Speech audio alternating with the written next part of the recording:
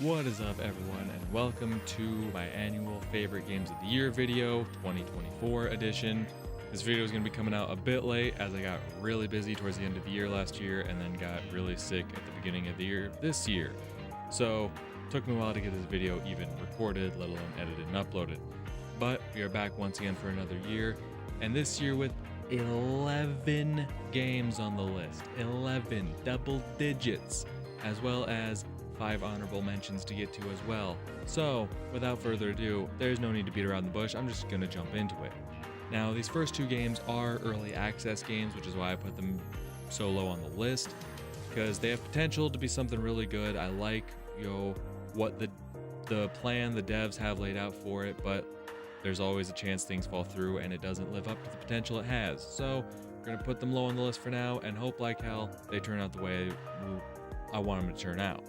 So coming in at number 11 is Lockdown Protocol. Now, a lot of people have been calling this just like a 3D clone of Among Us. And, I may not be someone who played Among Us, especially not back during its heyday and whatnot, but I did watch other people playing it, right? Among Us was everywhere. You probably watched someone playing it. You probably know what it's like. You probably know what it's all about. And I definitely see where people are coming from, but I think another difference that sets Lockdown Protocol apart is the fact that there's no voting, there's no meetings and whatnot. You can convince people that someone's the bad guy and we need to get rid of them, but there's no ease of just voting them off and you win the game. No. You have to get rid of them yourself. You and the rest of the gang have to, for one, agree that someone is worth taking out, but then you gotta track them down yourselves and take them out. But all the while, they can still take you out. Even if everyone's figured out who the bad guy is, they can still take you out one by one. And guess what? Even if you get rid of the imposter, right? If they take out enough people, it still gets incredibly difficult. Because no matter what, you still have to get your tasks done, right? You still have tasks, they still gotta get done. This isn't like Among Us that's once the imposters have been dealt with, you're good, right? Once you got them all voted out and dealt with, it's oh, game over, you're done, no issues. No. You have to get your tasks done no matter what. So an issue that would frequently happen that would allow the imposters, at least when I played, to still clutch wins is when you would take out everyone except one last guy, and they still had plenty of tasks to do. And you can sabotage the tasks in many different ways. A lot of times in Among Us, you were pretending to do tasks, right? Which is kind of part of what Lockdown Protocol does too, but in this one you can actively fuck over people who are trying to get their tasks done. Now, you want to try to do that without getting caught, but you can still sabotage it, get caught, and if people still can't get the thing fixed before time runs out, you still win. So I feel it's still the same vibe, right? It's still this deduction party game like Among Us was, but I definitely feel it's got its own vibe to it, and I genuinely had a lot of fun playing it. I genuinely had a blast playing it on both angles too. I forget what they call the imposter in this game, because it's not called imposter, that's an Among Us thing. But yeah, I had a blast playing both the innocent and the imposter, right? The crewmate and whatever the fuck. Both were really fun to me, because a lot of the tasks were really fun as well, and just being the imposter and trying to get inside people's heads and mess with them and whatnot was a lot of fun as well.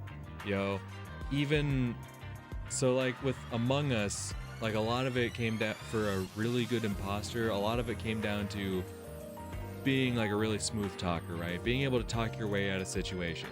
That would go really far in Among Us. In this game, you don't necessarily have to be good with that, right?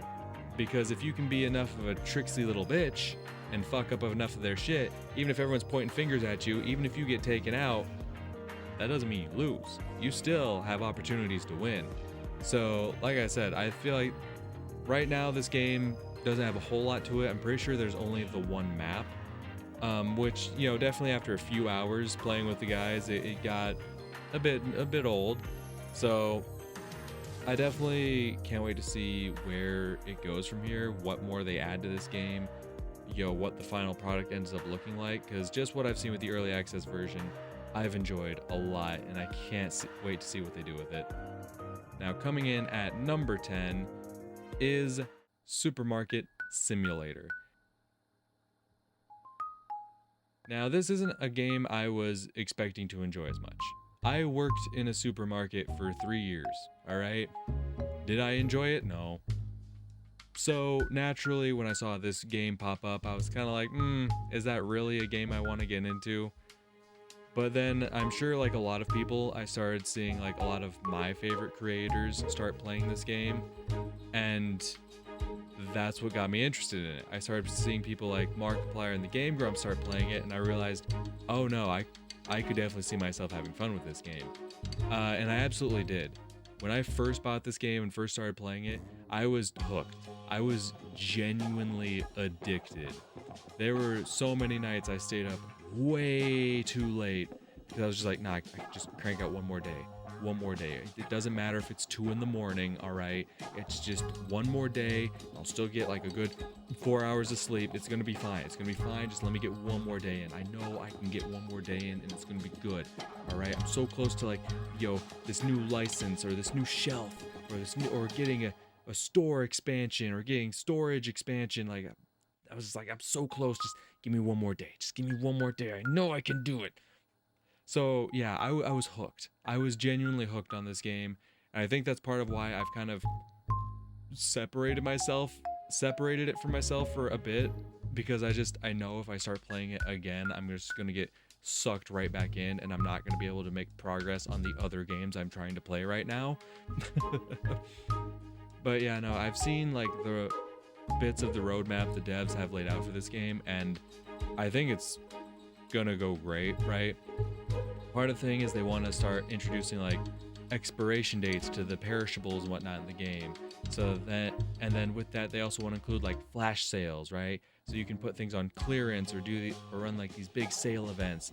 So like if you got like this big amount of inventory that's piling up, but it's not moving, you're not moving enough products, so it's starting to getting real close to that expiration date. You do these big sales to try to push out and whatnot. Like that seems great. I can't wait to see something like that implemented. That's gonna be awesome. But also they want to implement more elements to make it like semi-realistic to the real supermarket experience by adding something like, shoplifters. People that are going to take product off the shelves. How are you going to handle that? I think they have a plan to buy like an anti-theft upgrade or something like similar to what, big name supermarkets would have. And I hear about the things they want to add to this game, and it gets me excited. It genuinely gets me excited, which, like I said, is so weird, seeing as now I hated working at a supermarket. It's so surprising that I'm enjoying playing a game about it. But like, I hear about the things they want to add to it, and even just with what we have right now, I'm into it. So I hear about they want to put more in it, and I'm even more into it. So yeah, this game is a lot of fun, and I really hope, the final product is as great as it can be, because God knows I will put an ungodly amount of hours into it if it is. Now, coming up next on this list is, once again, there's a little caveat. It's low on this list, not because it's, lower quality than other games on this list, but because it's an expansion, a DLC to a previous released game. And unlike the Game Awards, I don't like to give DLCs Game of the Year opportunities. But I did enjoy this DLC a lot, and that DLC is the Road to Elysium expansion for the Talos Principle 2. Now, I played the Talos Principle 2 back when it first dropped last year, I should say back in 2023, and I had a blast with it. It took everything I loved about the original and just made it that much better. The original was already great, the sequel was phenomenal, so of course, when they said they were announcing another expansion, I got excited, because I enjoyed the expansion that they added to the first game. So I'm like, hell yeah, they've got a great track record so far. Will they go 2 for 2? And I can say they absolutely did.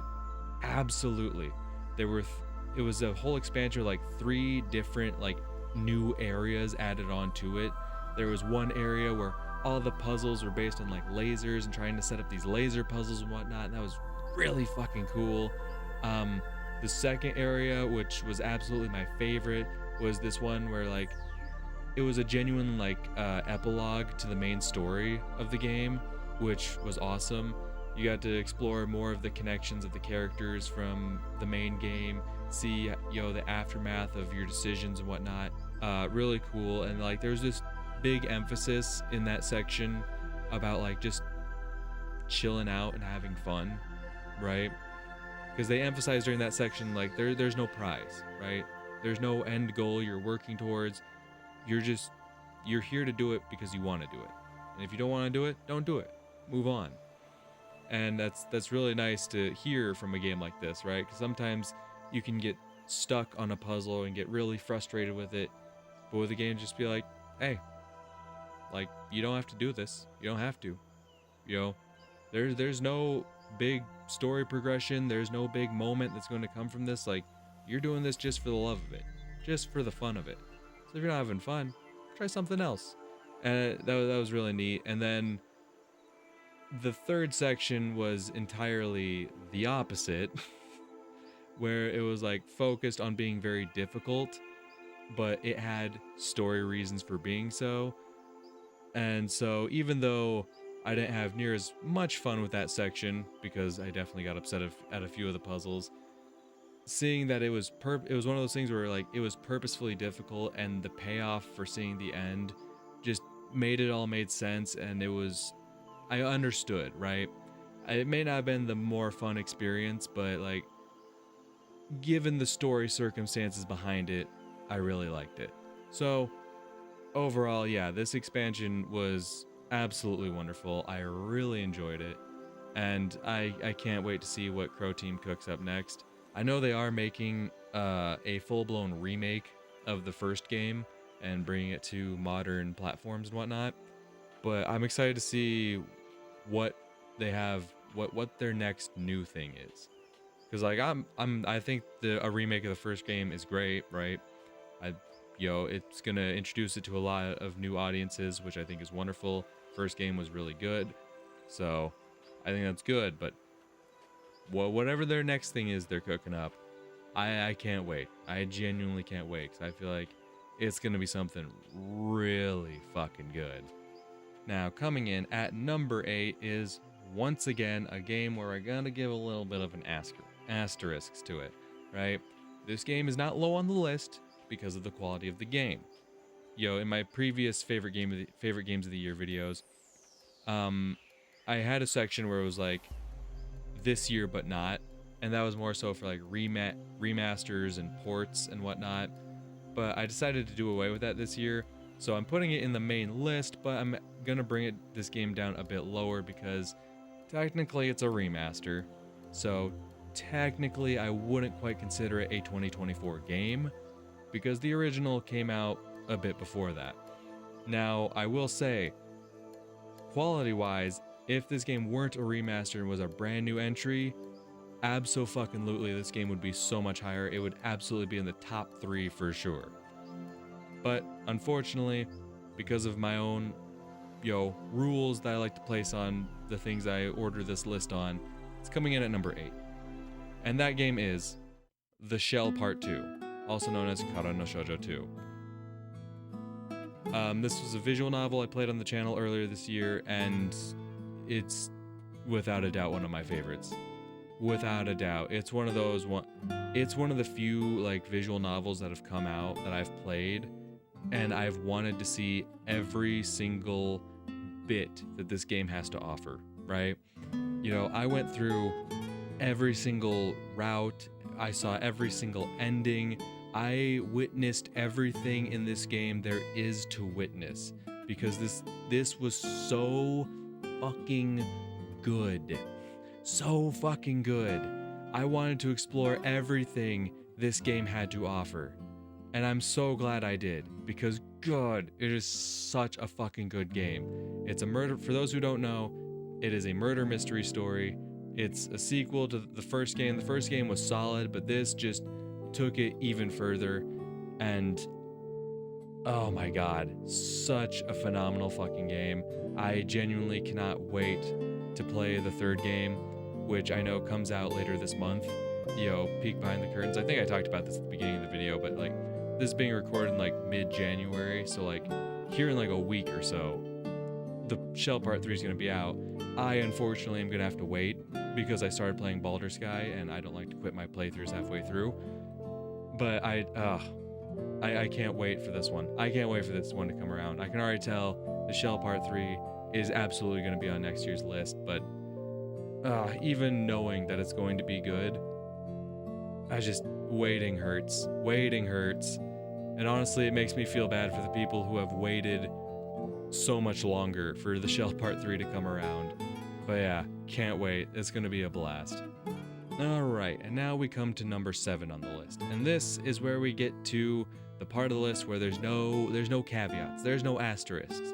There's no, it's good, but it's an early access. There's no, it's good, but it's a DLC or expansion. There's no, it's good, but it's a remaster of an older game. No. These are all purely 2024 games that we're getting into now. And now it is truly an order of my personal opinion of the game's quality. So coming in at number 7 is a game that was a very last-minute addition to this list. Like I said at the beginning of this video, I was very busy in December, so I did not get this video recorded in December like I usually do. So, while I was on vacation at the end of December, I was looking for a new game to put on my Switch.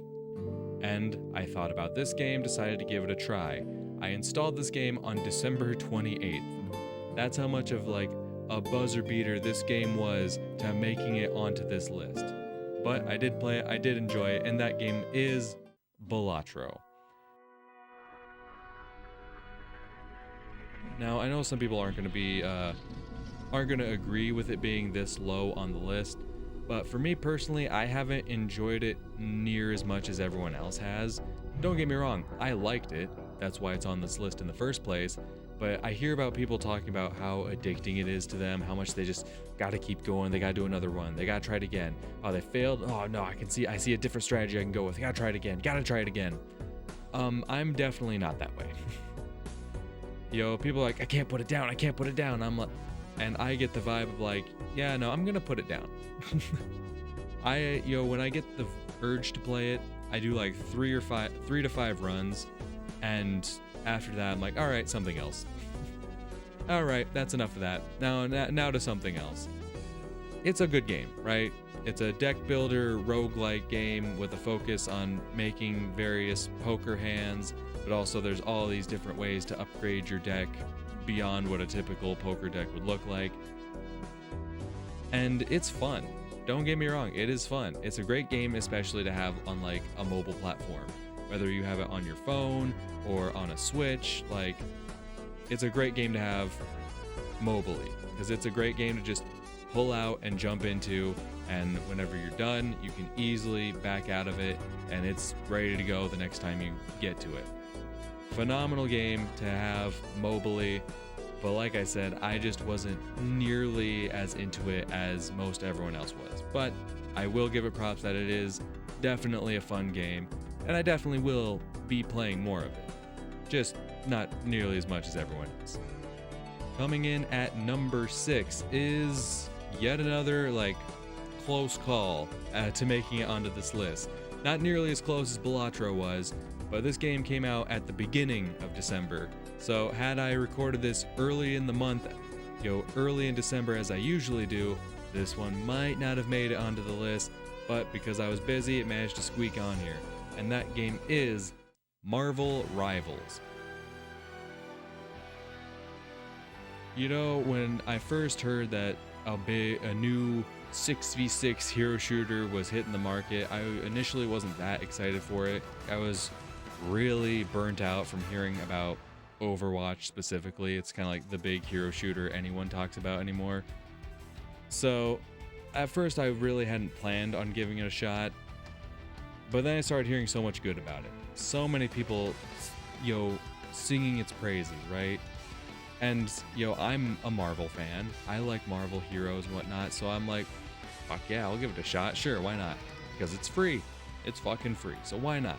Give it a shot, jump into it for a little bit.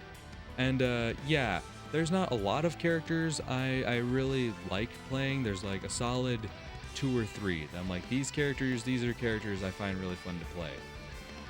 But genuinely, those 3 characters are so much fun to play that I have no problem putting hours and hours into this game. This game is a fucking blast. I don't know how to describe the feeling of it really, but it's just something that it makes me happy in a way that Overwatch doesn't.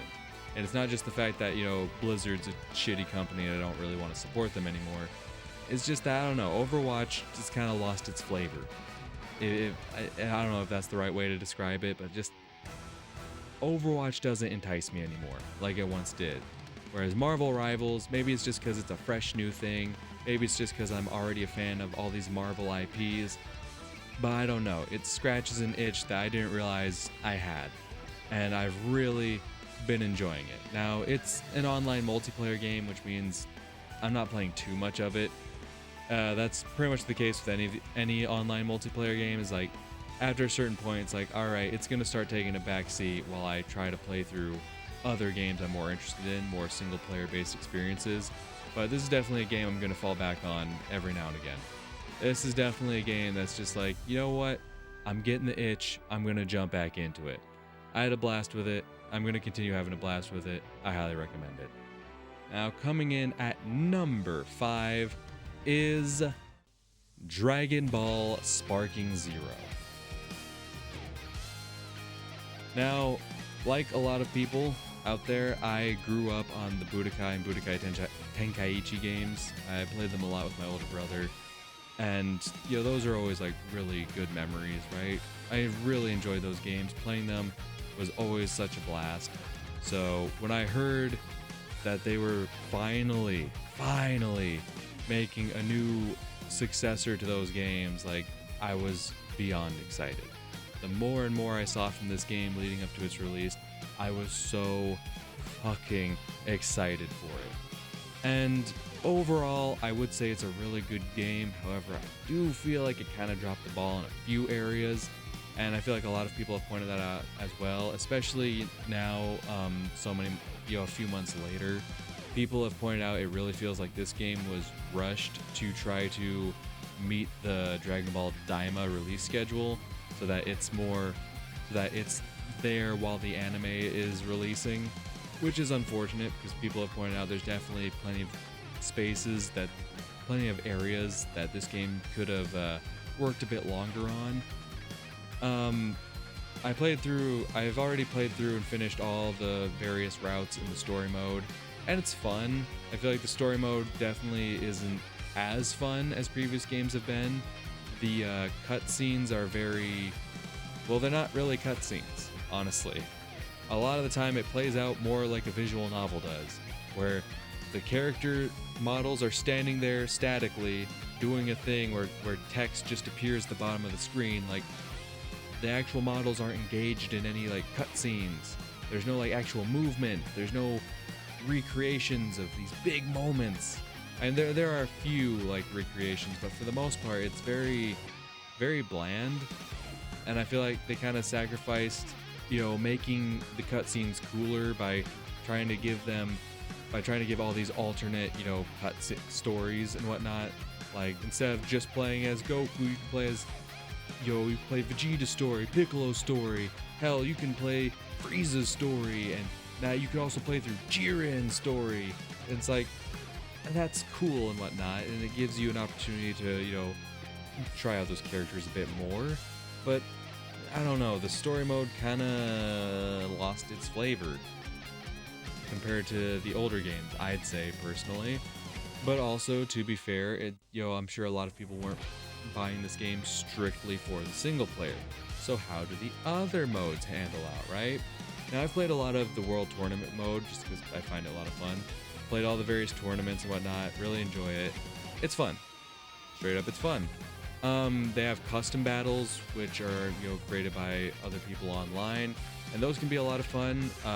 The ones I've liked the most, people have been recreating the Dragon Ball Z movies through custom battles, which I really like. That's been really great.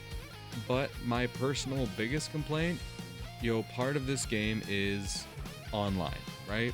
Part of this game is the online experience. PvP online, not just fighting AIs and whatnot, playing against other people.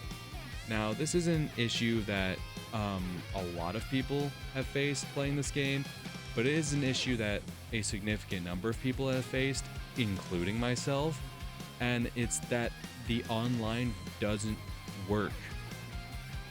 Like, I can't do anything. The moment you try to connect to an online match, it immediately kicks you out. We found this out while I was trying to play this game with friends, because that was a big part of why I bought this game. Like, me and my friends thought this was going to replace, Dragon Ball FighterZ in our game nights. Like, you know what? FighterZ had its time. It's time to move on to the next big Dragon Ball game, right? And I can't even play it. I can't even play the game with the homies, because anything online doesn't fucking work. If I want to play World Tournament online, I can't. I can only play that solo, which it's fun, but there's only so much fun you can have against AIs. It's fun to, play against other people, but I just don't have that opportunity. I'm sure if I was able to have that opportunity, I'd have a lot more fun with this game. I'd have a lot more time with, into this game. But it's not there. And it was really disappointing to see that. It was really disappointing that this major function of the game, that for me and a significant portion of other players, just isn't there. We can't fucking play it. Like, I feel bad for the people who bought this solely for the online play and couldn't do it, right? Like, I have fun with the single player stuff, the story mode and the world tournament and all that and whatnot. I have fun with that, but not being able to play online at all is a huge downer, and it's a big part of why I haven't touched the game in a while. Because, a big part of why I have so many hours in FighterZ, right, is because, like, I can hit up the homies and we can jump into that game and play it and have a lot of fun. I can't do that with Sparking Zero. I can't hit up the guys and be like, hey, let's play Sparking Zero. Because the guys can play Sparking Zero, but I can't. I'm left out of it. I can't play it online with the guys. So I do think it's a good game, at its core. The game itself is fun. It's fun. But not having access to everything available in the game definitely is a downer, and obviously I had to put it a bit lower on this list because of that. Now, coming in at number 4, it wouldn't be an IPlayVidya list if I didn't finish some of these games, alright? As a classic staple of the IPlayVidya list, sometimes these games just don't get finished. Sometimes other games get in the way.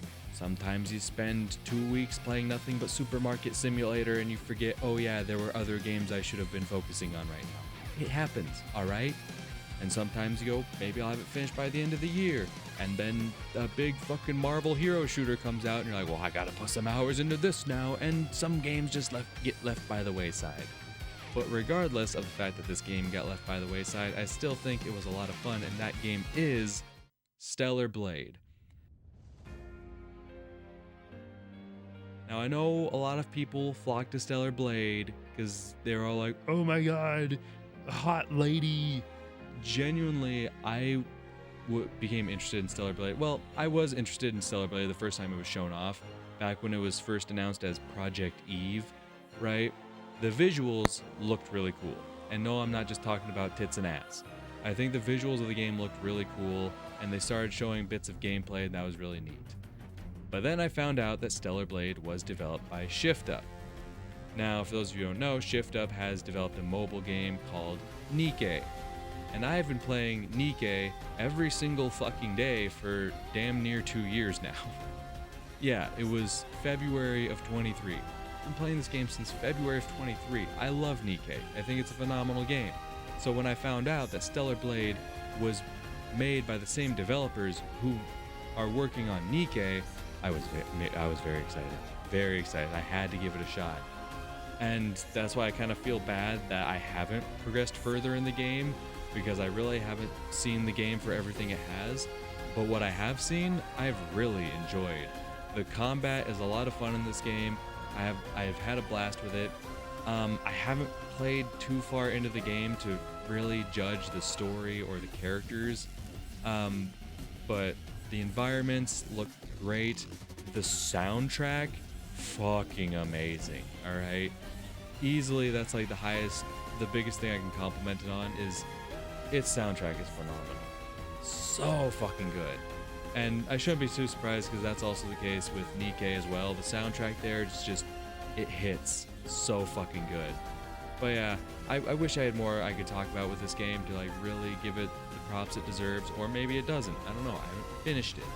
But from what I have played, I have really enjoyed it. So much so that I put it this high on the list, right? There's been previous years where it's like, oh, I didn't play much of a game, so I put it lower. But even though I haven't played too much of this game, I still feel like I gotta put it up this high on the list because just genuinely a lot of fun, really nice to look at, really nice to listen to. So who knows where the story goes, who knows how much I end up liking the characters and whatnot, but it's fun, a lot of fun. And I'm hoping I can get around to finishing it sometime in the near future. That would be nice. And now all that's left is our big top 3. But before we get into our top 3, we of course have to go through the honorable mentions. Those of you unfamiliar, honorable mentions around here are the games that I played for the first time in 2024, but they weren't released in 2024. But I do want to give them a shout out regardless. So the honorable mentions are as follows. Loud. Loud was a really fun rock and roll rhythm game that I had a blast with. I love rhythm games, and not too often do I get to see a rhythm game that focuses on this specific genre of music. And as a big fan of this genre of music, I was very excited to see it, and it's been a blast to play through. It has a decent enough story to it, and the gameplay itself is a lot of fun. Highly recommend it. The Silver Case, as well as its sequel, The 25th Ward. 2 visual novels I played on the channel this year, and I'm really glad I did because they're really good. Really wacky, right? They're ones you kind of have to just like, a lot of shit happens and you just have to accept it for what it is. But as long as you're going into these games open-minded, you can have a really good time with these games. The 25th Ward specifically, the matchmaker storyline in that, fucking To this day I think about it and I love it. I love it. And honestly, those 2 games, after playing through them, I want to play through more of what Grasshopper Manufacturer has to offer. I've already bought like some of the Travis Touchdown games as well as Killer 7. I want to play these games at some point. I want to see more of like the wacky world that Suda and everyone else at Grasshopper are cooking with these games. So I'm very much looking forward to what more we get out of those. So yeah, these games were great, and they've got me so excited to jump into previous titles.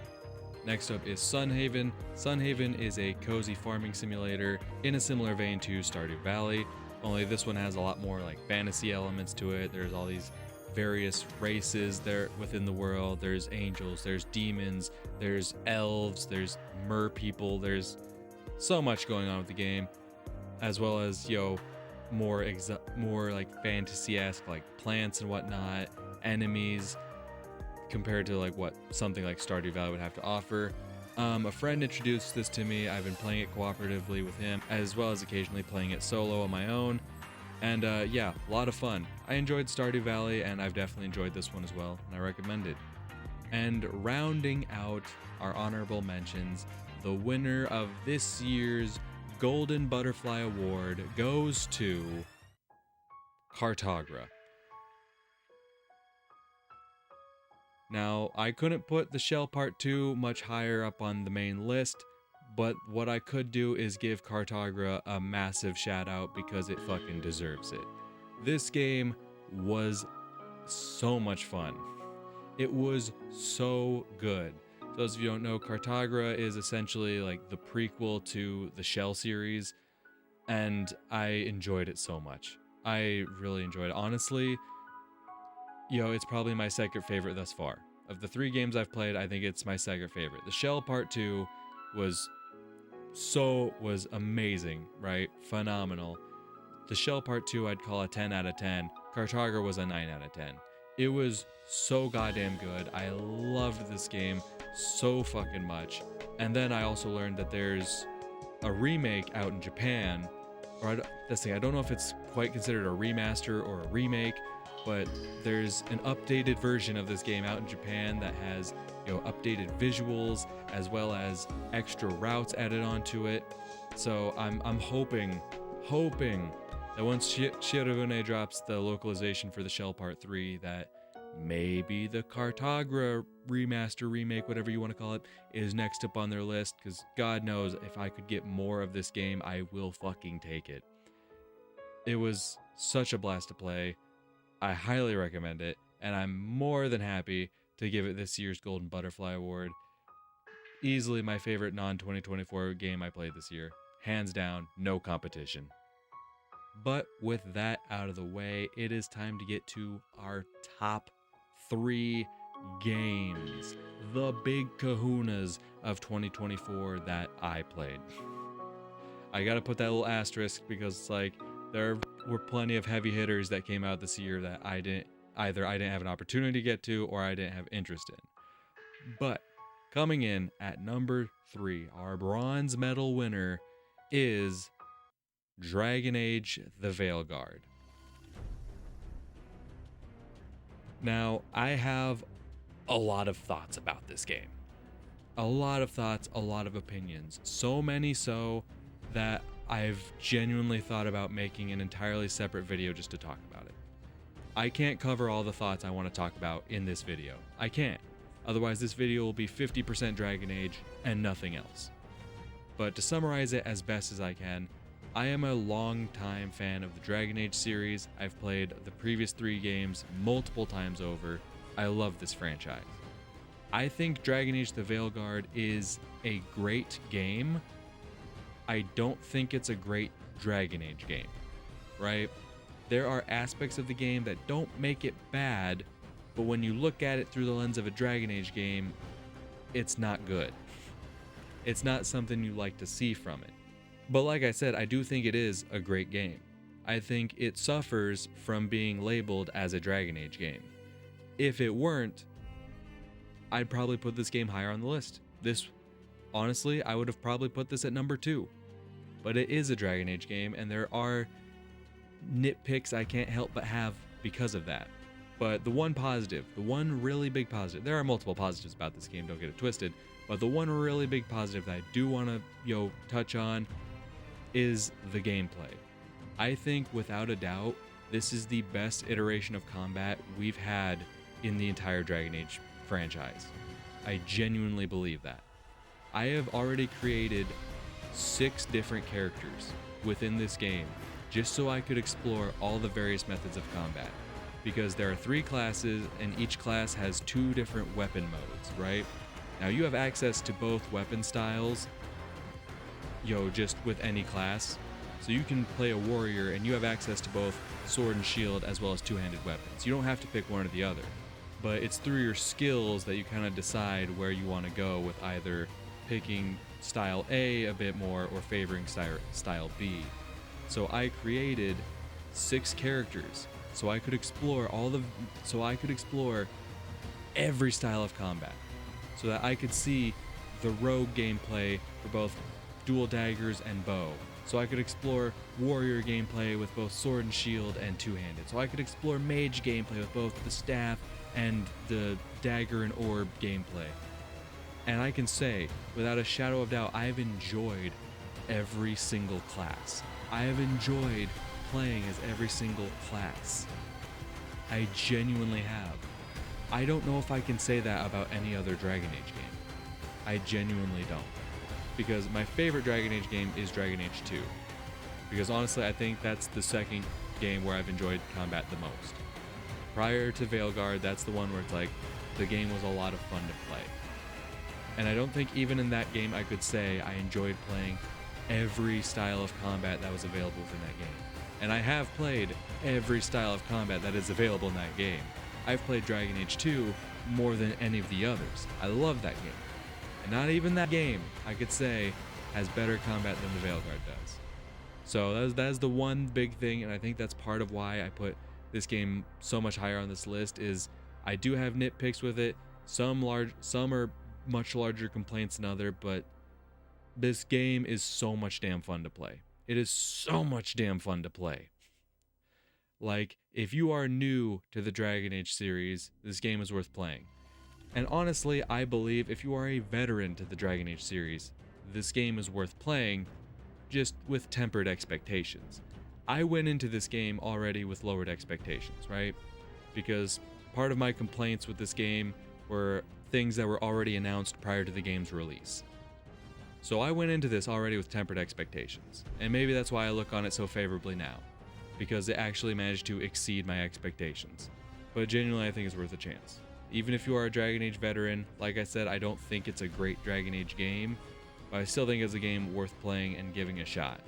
And yeah, who knows? If you want to hear my deeper thoughts on this game, I do think I am going to make a separate video on it, because there's so much I want to talk about with this game. It did some things great, but it also did some things not nearly as well. But like I said, I can't stay on this game forever because there's got other games to talk about, and I don't want this video to be 50% Dragon Age. Coming in at number 2, the silver medalist of 2024 is Like a Dragon: Infinite Wealth. Once again, like Dragon Age, this is a franchise I have been a fan of for a long time. I have played every single game in this franchise, and I have enjoyed every single game. Some I think are definitely a bit worse than others, but I have enjoyed them. I have genuinely enjoyed them. Now, overall, this game was a lot of fun. I already voiced my opinion with Yakuza 7 or Yakuza Like a Dragon, with how I don't like the RPG gameplay within the Yakuza universe. I like turn-based RPGs, right? Like, I still want to play Persona 3 Reload and Metaphor Refantasio at some point. I didn't get a chance to play those this year, but I do really want to play those games at some point. Those were games I was really looking forward to, and still am, right? I enjoy turn-based RPGs, but I just feel like that style of combat doesn't fit well in the world of the Yakuza series, because like it's much slower, it's much more methodical and strategic, right, compared to the classic beat 'em up gameplay from the previous games. I feel like that big shift in gameplay, I don't like it near as much. It's not the same vibe I'm used to with my Yakuza games. So even though I know this is the route that the developers want to go down, I knew that long before the game released, that they wanted to continue making the newer games JRPG games. I knew that's what this was going to be. I still am just not warmed up to it. I still just am not the biggest fan of it. I will say, I do think they improved combat a lot in this game. They definitely made some tweaks with the gameplay and combat that made it a lot more tolerable, right? With Yakuza Like a Dragon, there were definitely moments where the game would irritate the hell out of me because of the way it played. With this, not nearly as much. And like I said, for the most part, I did enjoy the game. Obviously, it's number 2 on the list, which means I enjoyed it quite a bit. But my biggest issue with this game is that it seemed, with Yakuza Like a Dragon, it seemed like they wanted to move away from Kiryu, right? They wanted to finally retire Kiryu and make Ichiban like the face, the new protagonist of the series, right? Make him the real face of the series going forward. And then, what have we gotten since, right? We've gotten Like a Dragon Gaiden, which was a Kiryu game, very Kiryu-centric. Here in February, I don't know when this video is going to go up, but maybe this game's already come out, but we have Pirate Yakuza in Hawaii, which is focused on Majima, one of the older characters that came before Ichiban. And it feels like they've been not focusing on Ichiban near as much as you'd think they would with this huge shift, right? Because Yakuza Like a Dragon was supposed to be like this new starting point for the series. But, a game like Gaiden, like, that's not a game for people who haven't played the previous games. And honestly, I can say that about Infinite Wealth as well. I don't think this is a game for people who haven't played the previous games. I don't feel like if that was your whole point to this new protagonist and this new gameplay and all that being a new starting point, now you have Infinite Wealth where a huge chunk of the game focuses on Kiryu and his past and his connections to others from his past. And it's like none of those moments are going to hit near as hard for anyone who hasn't played the series, right? Because that's the thing, the Kiryu portions in this game I loved. But my biggest complaint with this game is the fact that Ichiban takes like a back seat in this game. He's definitely a protagonist, right? He's definitely got his own chapters where he's the face, right? He's doing things. But even like towards the end of the game, even Ichiban himself is saying things like, we have to do this for Kiryu. Like as if Kiryu is his motivation, right? We have to do it for Kiryu. We gotta do this for Kiryu. And it's like, it seems like the game was meant more to focus on Kiryu, which I'm all for, right? As a longtime player of the series, Kiryu's portions of this game were fucking amazing. There were so many solid moments with Kiryu's portion of the game that would get me choked up because I've played all these games, right?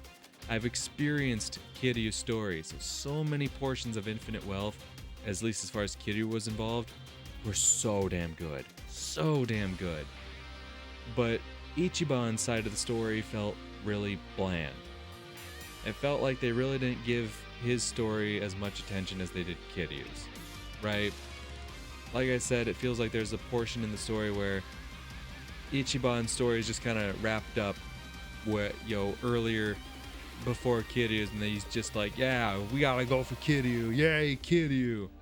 And it feels like to compensate for Kiryu getting the better portions of story content, they just gave Ichiban like all the unique mini games like Dondoko Island and the Crazy Eats delivery game, or the fucking mismatch game, like or the Sujimon League, right? Feels like all the unique mini games got pushed over to Ichiban to distract you from the fact that Kiryu was really the main focus of this story. At least that's just how I've seen it. So that's the thing. I think it's a good game.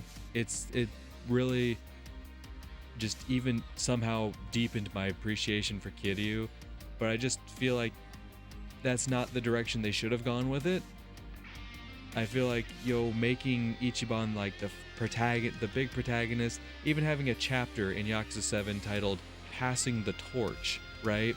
And that's where you fight Kiryu, right? And it's supposed to be this big intense moment just for Kiryu to then essentially, I'd say, be the main protagonist of Infinite Wealth. I don't know. It feels like they kind of dropped the ball in that aspect. I do love the love and respect that Kiryu has shown in this game, and I'm not saying that should have been taken away, but I think Ichiban should be getting the same treatment. But yeah, overall, I do think it was a really good game. I think fans of the Yakuza series are going to enjoy it, especially longtime fans, because like I said, Kiryu gets so much love and respect in this game. It is very fucking good.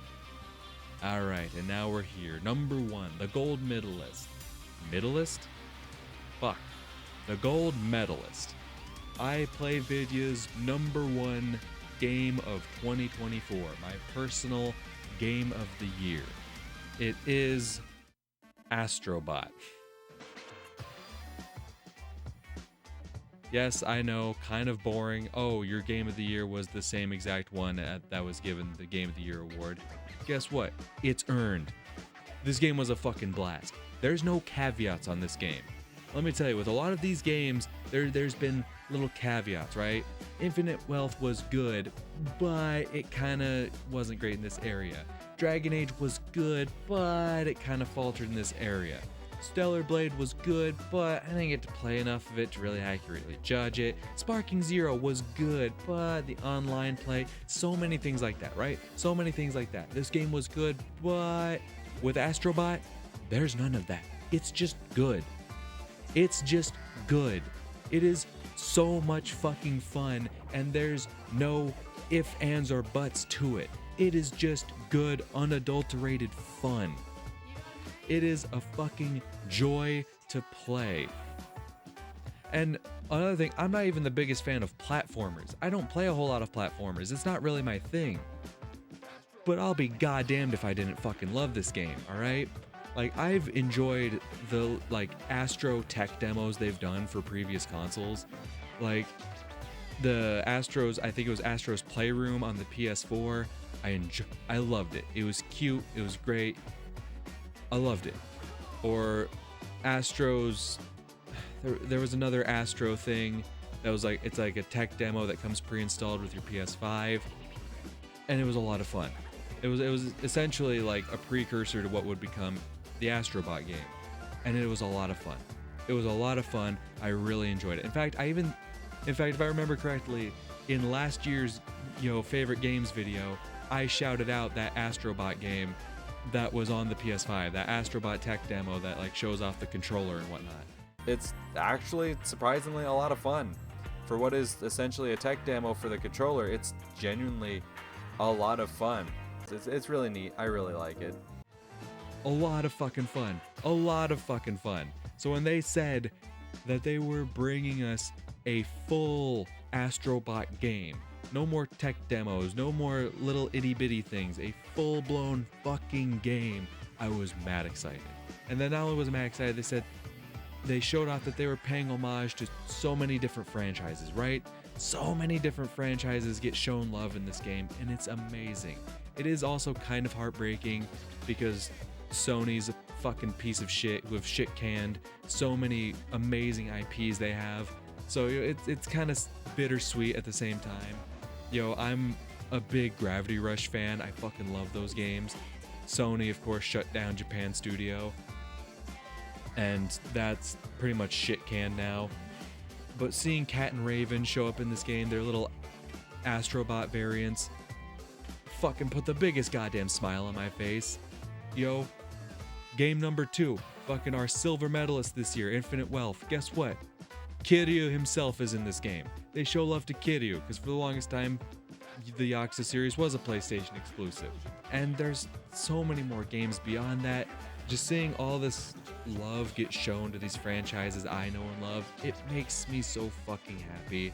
And then the game itself is just so much fun. It's silly, it's goofy, it's just a blast. It's just a blast. I have no complaints about this game. That's why it's sitting here at number 1. I have zero complaints about this game. It's got a really nice art style to it. Everything looks really good. The gameplay is a lot of fun. The soundtrack is really good. Like I said, it pays homage to so many great franchises that we've seen over the years. It's just so good. It's just so fucking good. And honestly, I am beyond happy that this got the recognition it did, that this got the Game of the Year award, for 2024, because it fucking deserved it. Because this game was just so fucking good. There was no ifs, ands, or buts about it. It was just so fucking good. Pure, unadulterated goodness. Just good. Beyond good. Fuck good. It was great. It was amazing. Fucking love this game. I'm starting to get aggressive, but I can't help it. This game makes me happy. I think at the end of the day, that's the biggest takeaway. This game genuinely makes me happy. A lot of these games are good. A lot of the games I've talked about today, they're good, even great. But this game, at the end of the day, it just makes me happy. And I don't think there's much higher praise I can give a game other than that. Genuinely. But that is going to do it for this year's favorite games video. This year was a strong year. Very strong year. It's not too often I have 10 games on this list. Or more than 10 games. Like plenty of years I play 10 or more games, but to have so many actually be on the list, there's plenty of times I play games I don't like and clearly I don't talk about them in these videos. So to have this many games on this list, it was a pretty damn good year. Alright? And I'm definitely looking forward to what 2025 has in store. I mentioned it previously, but the Pirate Yakuza in Hawaii game, the newest, Like a Dragon game, absolutely excited for that. We got a new game, Lost Records, coming from the Life is Strange creators, Don't Nod. Really excited to see that. We have a Ninja Gaiden game being developed by the devs who made the Blasphemous games. Like, there's already great games lined up for 2025. Already we got great games lined up for 2025, and the year's only just begun. The year's only just begun. We don't know what else is coming down the pipeline, but I can't wait to see what it is. But yeah, that is going to do it for this year's favorite games video. Let me know your thoughts down in the comments. What did you agree with? What did you disagree with? What other games should I have checked out? Maybe I'll add them to my list. But for now, like I said, that's going to do it for this video. So thank you all for watching, and I hope I'll see you in the next one. Until then, peace.